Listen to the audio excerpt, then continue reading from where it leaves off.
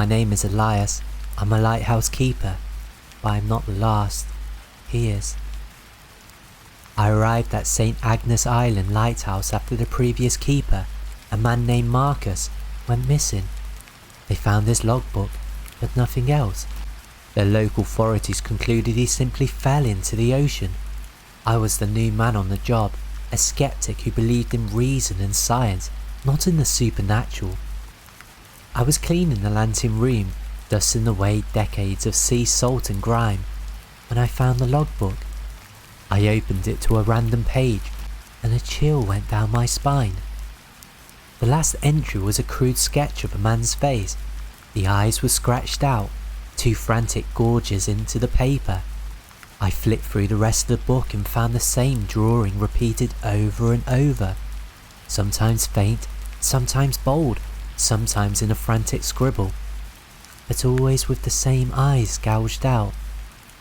The entries were nonsensical, just ramblings about the wind, the sea and the man. I dismissed it as the madness that comes with isolation. But as the days went by, I couldn't shake the image of that face. I started to see it in the glass of the lantern room. I'll catch a glimpse of a gaunt, haggard face staring at me from the shadows. I'll turn to face it, but it would vanish. I told myself it was a trick of the light, but the feeling of being watched was a constant. One night, the light went out. The old motor was grinding and I knew it was going to be a long night of repairs. I went up to the observation deck to get some fresh air. The moon was a sliver of silver casting long, dark shadows over the ocean below. I leaned on the railing, my head in my hands, exhausted. Then I saw him, the man from the logbook. He was standing on the platform below, his face pale and his eyes 2 empty black voids. He didn't move or speak, he just watched me, a gaunt, unblinking presence. The wind howled around me, but he stood completely still, unaffected. A cold dread washed over me. He was real. The drawings were not just the ramblings of a madman. I stumbled back, my heart pounding in my chest. I turned to run, but he was gone. I ran back into the tower and turned on every light I could find. I spent the rest of the night huddled in my room, staring at the walls, my mind reeling. I was not going to be like Marcus. I would not let this place drive me to madness. The next day, I found the logbook open to a new page.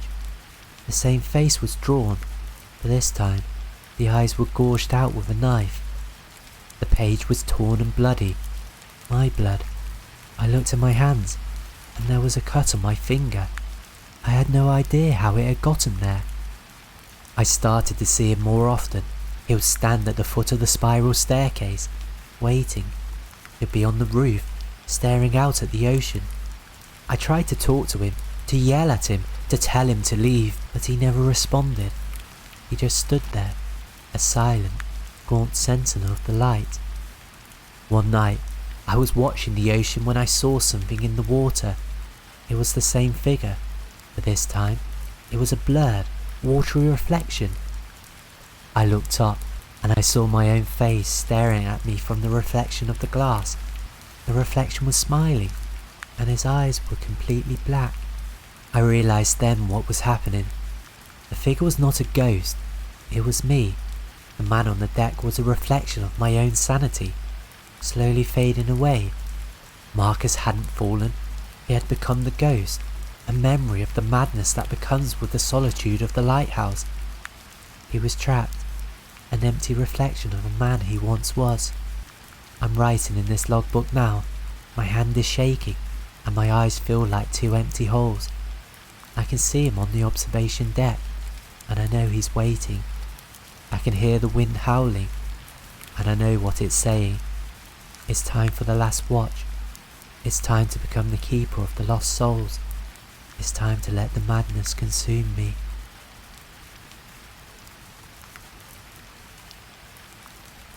My name is Finn, and I took over the keeper duties at the Serpent's Tooth Lighthouse after old Jeff retired. Everyone called it that because of the jagged, black rocks that gutted out from the water around it.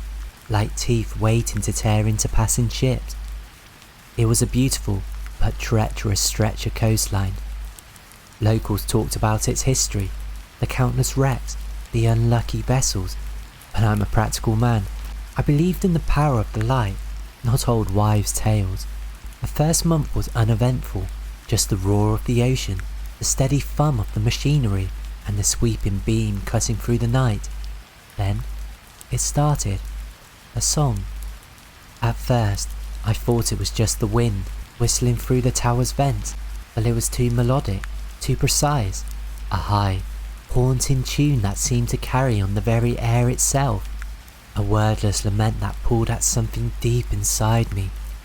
It always came with the fog, swirling in, thick and suffocating, wrapping the lighthouse in a shroud of white. I'd stand on the observation deck, leaning against the cold railing, trying to pinpoint its source. It seemed to come from everywhere and nowhere, whispering from the waves, echoing from the rocks. It was beautiful, yes, but there was an aching sadness to it, a profound sorrow that seeped into my bones, and sometimes, when the song was at its peak, I felt a strange, almost irresistible urge to lean further over the railing, to just fall, to join the melody.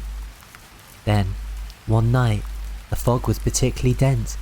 The light cut through it in a weak, watery beams, and the song was louder than ever, more insistent. I was fighting that familiar pull towards the edge when I saw her. On the jagged rocks below, just at the waterline, a figure emerged from the swirling mist. A woman, draped in what looked like tattered white dress, clinging to the slick stone. Her hair was long and dark, plastered to her face by the spray. She was looking up at me, her arms slowly rising, beckoning. Her mouth didn't move, but I knew, somehow, that a song was coming from her. A terrible dread seized me, colder than the ocean spray. I stumbled back from the railing, my heart hammering. She was too still, too unnatural. Her eyes, even from that distance, seemed to glow with an eerie, phosphorescent light. Just then, the storm hit, a sudden, violent squall that came out of nowhere, churning the already treacherous water into a maelstrom. And through the driving rain, I saw it, a ship, a small fishing trawler, its lights barely visible, being dragged towards the rocks. It was moving too fast, too deliberately, as if unseen current had gripped it. I rushed to the light, desperate to focus the beam, to warn them, but the ship was already doomed. As it slammed into the jagged teeth of the reef, tearing its hull open with a grotesque streak of metal, I saw the sailors on deck. Their faces, pale and wide eyes in the flashing lightning, were all turned up to me, and they weren't screaming in terror. They were silent, their mouths agape, their expressions in a mix of awe and despair.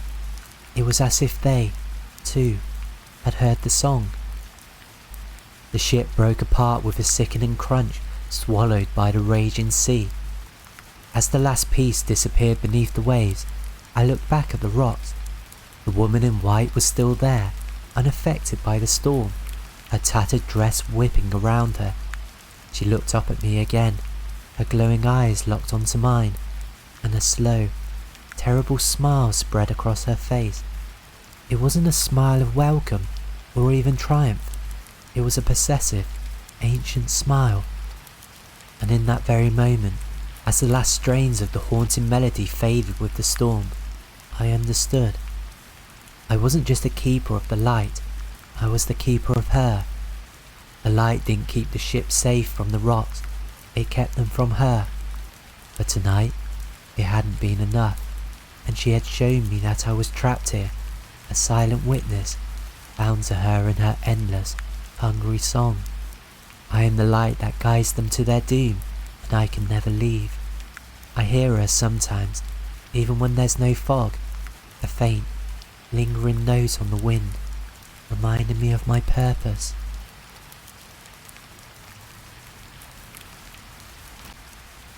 My name is Arthur, and this is the story of how my partner, Ben, and I went mad.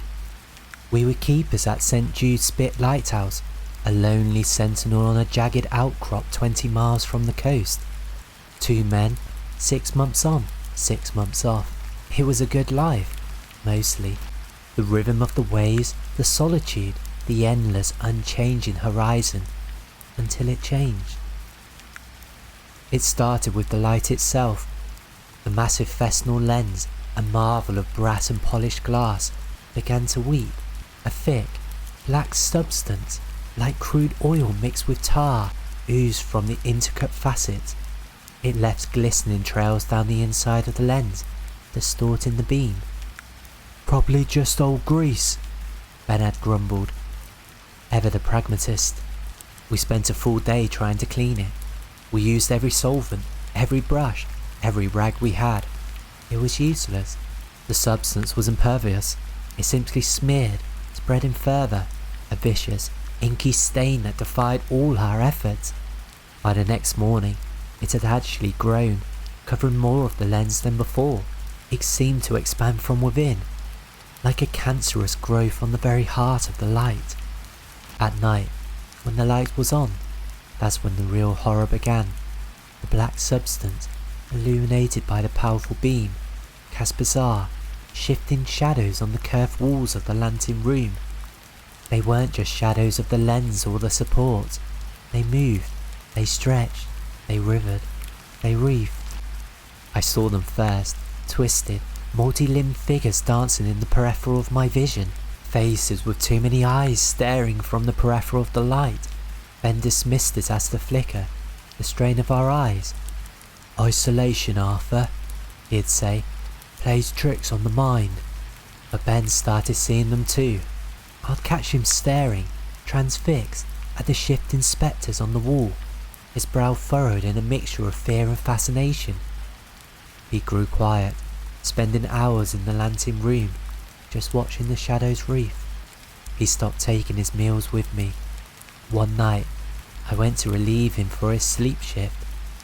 He was standing directly in front of the lens, his face inches from the black substance, his hand pressed against the cold glass. He was whispering. "It's listening, Arthur," he said, his voice soft, almost relevant. "It grows when we fight it. It's hunger. It hungers for the light, but it speaks in the dark." I tried to pull him away, but he resisted with surprising strength. "It wants to tell me things," he insisted, his eyes wide, pupils dilated. "It knows secrets, Arthur, secrets of the deep."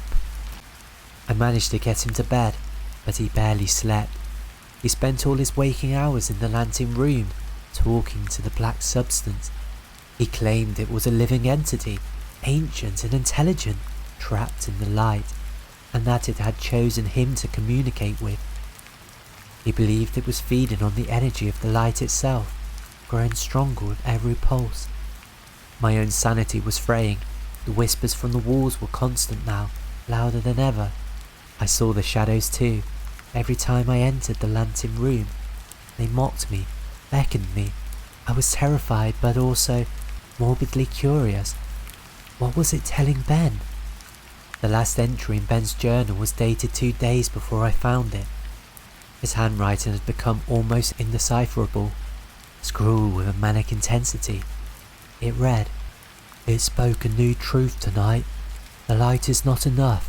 It consumes the light, yes, but its true hunger is for the warmth, the heat, for a source that burns with more than just a chemical flame. It needs a soul." And it showed me how to feed it. It chose me, Arthur. It chose me to bring it what it truly craves. I found the journal tucked under his pillow. Ben was gone. His bed was empty, his clothes still in the locker. The door to the lantern room was ajar.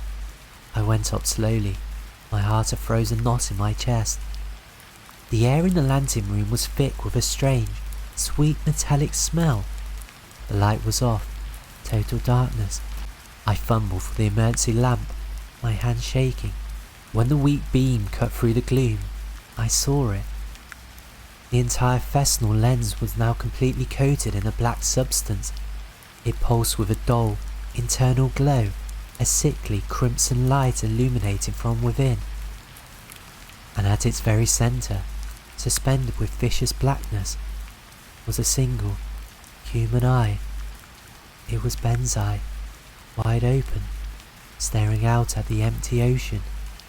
It wasn't just his eye though. As I stared, transfixed by the horror, the substance seemed to churn, and I could faintly make out the shape of his other features, his whole face slowly dissolving, being absorbed into the inky black. The light had gone out, and now, the true light of the lighthouse was burning. It was fueled by Ben, and the whispers from the walls were now a chorus, a hungry, joyful hum. They were calling my name.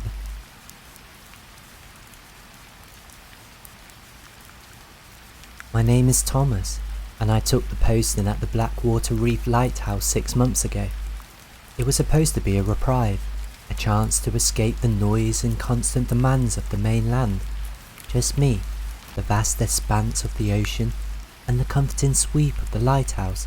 Solitude, I thought, would be a balm for the soul. I was wrong. It's a cage. I started a journal on the first day, a way to keep track of the mundane, to prove I was still a man of routines. Day 1, supplies delivered, weather fair, light operating normally. Boring, right? But that's how I liked it. But the isolation started to wear at me, not in the way you'd expect. It wasn't loneliness that crept in, but a growing sense of presence.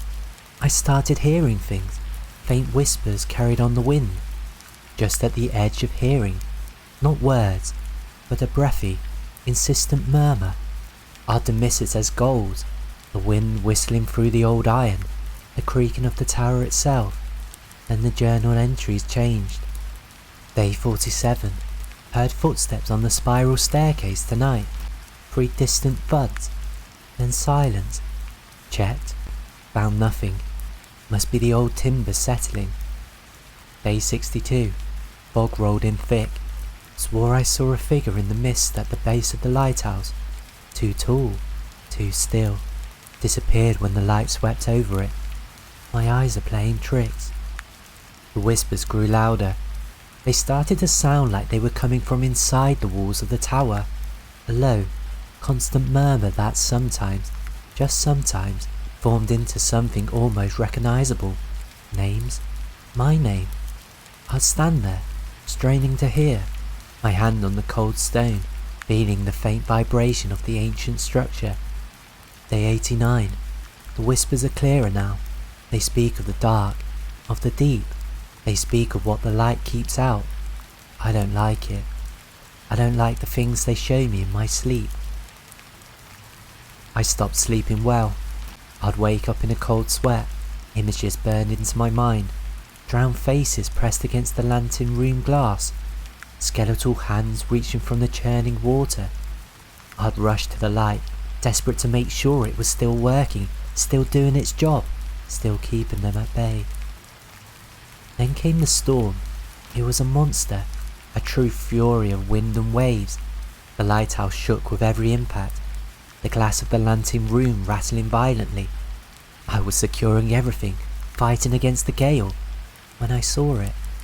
At the very base of the lighthouse, where the waves crashed highest, something was moving. It wasn't a piece of debris or a rock loosened by the storm. It was a dark, ominous mass, like an impossibly large, glistening slug, pressing itself against the ancient stone foundation. It seemed to be pulling up at the rocks, slowly, deliberately, as if trying to tear the tower from its bedrock. I screamed, but the sound was ripped away by the wind. I stared, paralysed by a horror I couldn't comprehend, as it pulsed and stretched, its formless body seeming to absorb the light that swept over it. I don't remember much after that, just the primal fear, the desperate need for the light to hold. I must have blacked out, because I woke up hours later, the storm finally receding. The sun was just beginning to break through the clouds, painting the sky in bruised purples and greys. The air was still, quiet, too quiet. I stumbled back to my small living quarters, my body aching, my mind a jumble of fractured images. I picked up my journal, my hand trembling, wanted to write down what I'd seen, to make sense of the nightmare. I flipped to the next blank page, but the page wasn't blank. Someone, or something, had written in it, in my own handwriting. The final entry, scrawled in hurried, desperate strokes, was a single, chilling sentence. The light went out on its own tonight. It wants to be in the dark.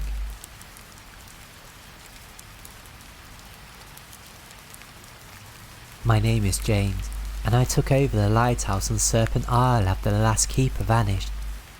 His name was Arthur, and the official report was simple: lost at sea. The locals whispered it was a curse, a haunting. I'm a man of reason, an engineer by trade. I didn't believe in ghosts, just in well-maintained machinery. The first few weeks were peaceful. I established a routine: wake up, check the light, polish the brass, and log the day's events. The silence was a welcome change from the city. Then, I started hearing it. At precisely 2 a.m. every night, the sound of footsteps on the spiral staircase. They were heavy, measured, the slow trudge of a man wearing heavy boots. They'll climb the 177 steps, one after another, and stop at the landing just outside the lantern room. I'll stand there, frozen, listening to the silence. No one was there. I checked the logbook. Arthur's last entries were a descent into madness. He wrote about the footsteps too. His last entry was a chilling sentence: the footsteps continue, but I no longer hear them. The entry was dated 2 weeks before he vanished. I dismissed it as a premonition, a final descent into madness. I was wrong. The next night, the footsteps were there again, but this time, they weren't going up, they were coming down. I could hear them, a slow, deliberate stomp, stomp, stomp, descending the stairs from the lantern room. They stopped at the bottom, just outside my living quarters. I grabbed the crowbar and threw open the door. Nothing. The hallway was empty. A profound coldness washed over me, a feeling of absolute and utter dread. The logbook. I rushed to the logbook, my hands shaking. I flipped to a new page and my blood ran cold. The ink was fresh. A new entry had been written. Not by me, not by Arthur, but by something else entirely. The handwriting was a perfect copy of Arthur's, but the words were completely different. It was a single, chilling sentence: they are here. I am the last. The terror was real. I was trapped in this place, a witness to a horror I could not comprehend. I heard the footsteps again, and this time, they were coming from outside my door. I heard the lock click, the door slowly opened, and a gaunt, ghostly figure stood there, his eyes two empty voids. He didn't say a word. He just pointed a long, bony finger at me, and then he pointed to the logbook. I was not the last. I was just the next.